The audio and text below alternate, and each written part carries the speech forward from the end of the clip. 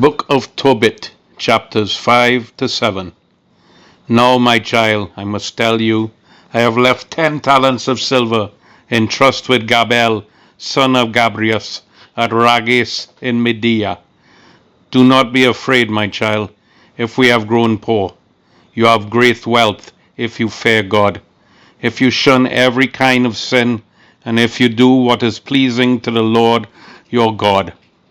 Tobias then replied to his father, Tobit, Father, I shall do everything you have told me. But how am I going to recover the silver from him? He does not know me, nor I him. What token am I to give him for him to believe me and hand the silver over to me? And besides, I do not know what roads to take for this journey into Media. Then Tobit answered his son Tobias, Each of us set his signature to a note, which I cut in two. We each took one piece and put one with the silver. It was 20 years ago. I left this silver in his keeping. And now, my child, find some trustworthy traveling companion. We will pay him for his time until you get back, and then go and collect the silver from Gabel. Tobias went out to look for a man to go with him to Media, someone who knew the way. Outside, he found Raphael, the angel, standing in front of him, though he did not realize he was an angel of God. He said, Where do you come from, young man? The angel replied, I am one of your fellow Israelites. I have come to these parts to get work. Tobias asked, Do you know the way to Media? The other replied, Yes, I have been there many times. I have knowledge and experience of all the ways. I have often been to Media and stayed with Gabel, one of our kinsmen, who lives at Rages in Media. It is a 2-day journey from Ekadana to Rages, for they are in the mountains. Tobias said, Wait for me, young man, while I go in and tell my father. I need you to come with me. I shall give you your wages. The other replied, Good, I shall wait, but don't be long.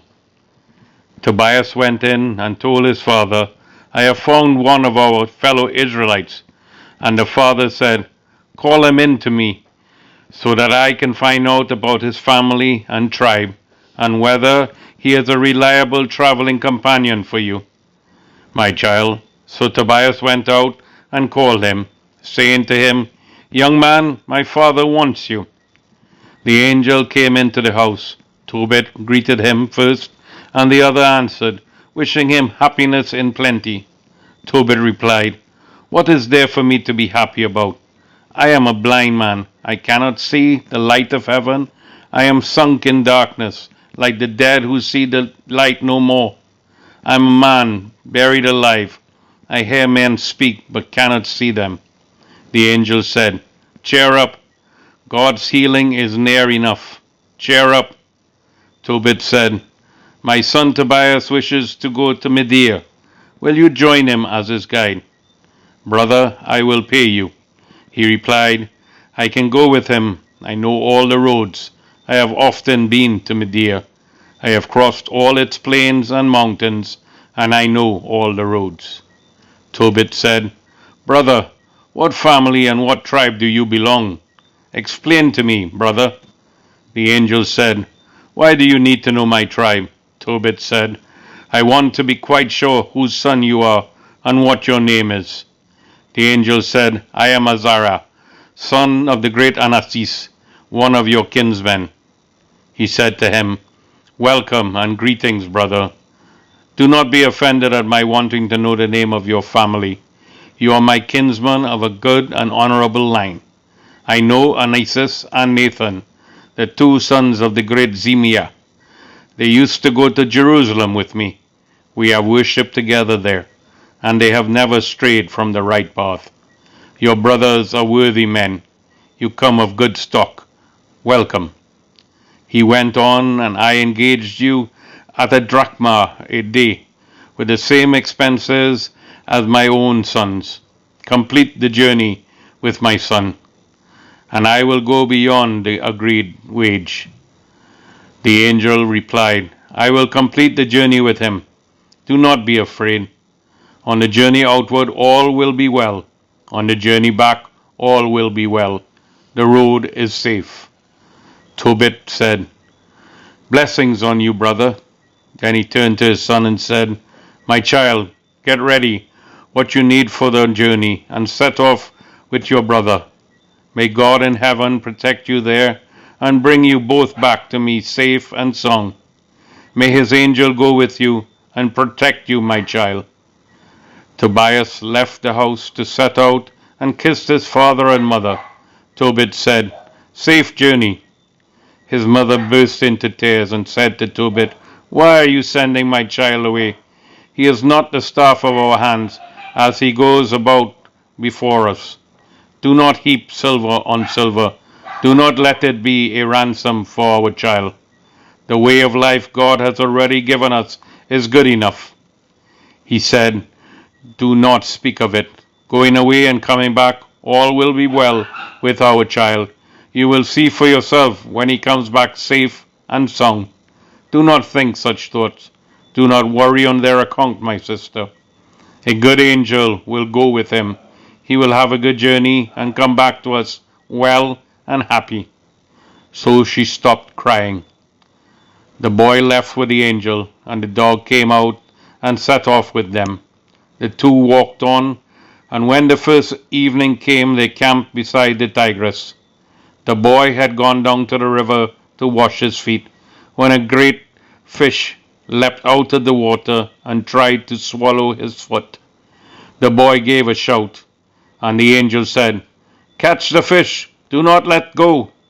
The boy mastered the fish and pulled it onto the bank. The angel said, "Cut it open, take out the gall, heart, and liver, set them aside, and throw the entrails away, for the gall, heart, and liver have curative properties." The boy cut open the fish and took out the gall, the heart, and liver. He fried part of the fish for his meal and kept some for salting. Then they walked on again together until they were approaching Media. Then the boy asked the angel this question, "Brother Azariah, what is the medicinal property of the fish's heart, liver, and gall?" He replied, "You burn the fish's heart and liver, and their smoke is used in the case of a man or woman plagued by a demon or evil spirit. Any such affliction disappears for good, leaving no trace. As regards the gall, this is used as an eye ointment for anyone having white spots on his eyes. After using it, you have only to blow on the spots to cure them." They entered Media and had nearly reached Ecbatana when Raphael said to the boy, "Brother Tobias." He replied, "Here I am." The angel went on, "Tonight we shall stay with Raguel, who is a kinsman of yours. He has a daughter called Sarah. But apart from Sarah, he has no other son or daughter. Now you are her next of kin. She belongs to you before anyone else, and you may claim her father's inheritance.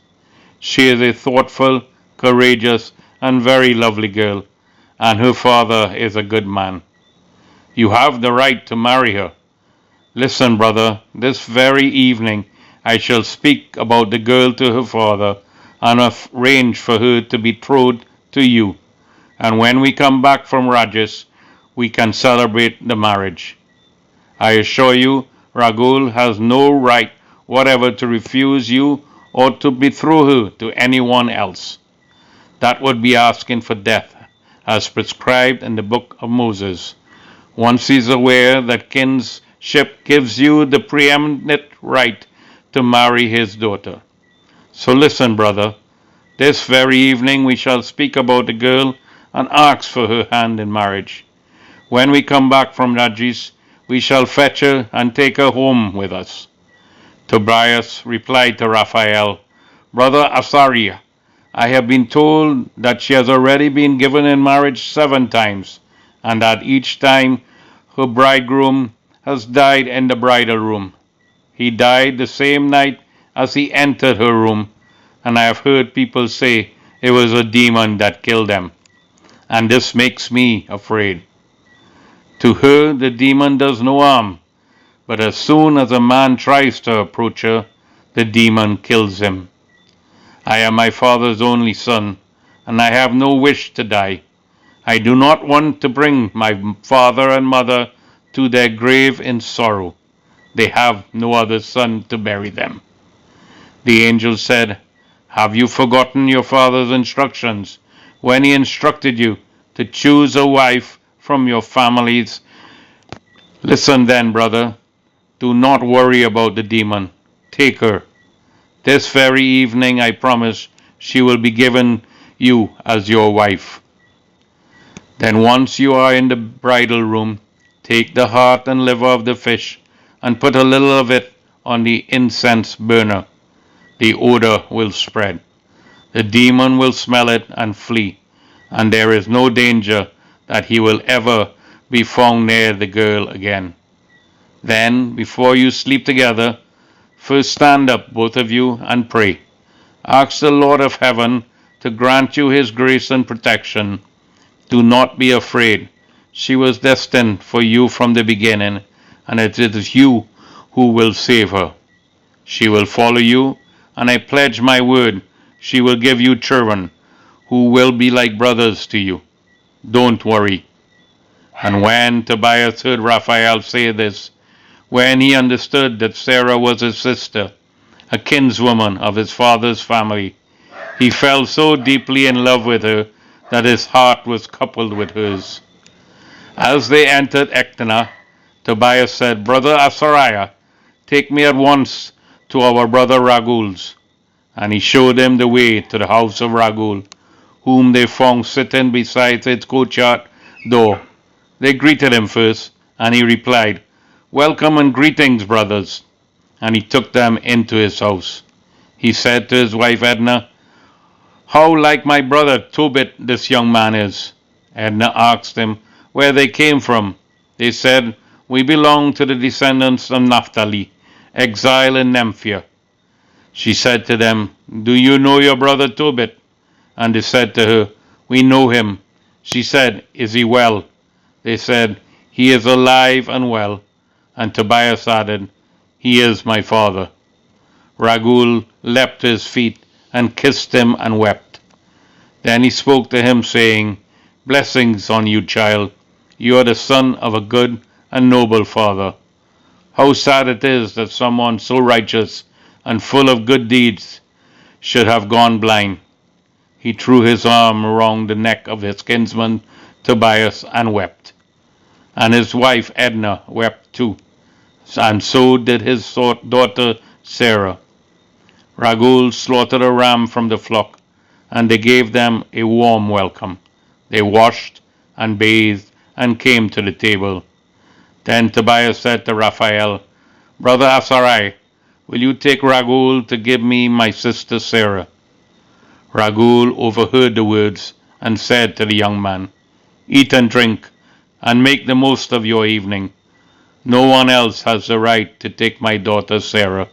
No one but you, my brother. In any case, I am not at liberty to give her to anyone else, since you are her next of kin. However, my boy, I must be frank with you. I have given her to 7 of kinsmen, and all of them had died the first evening on going to her room. But for the present, my boy, eat and drink.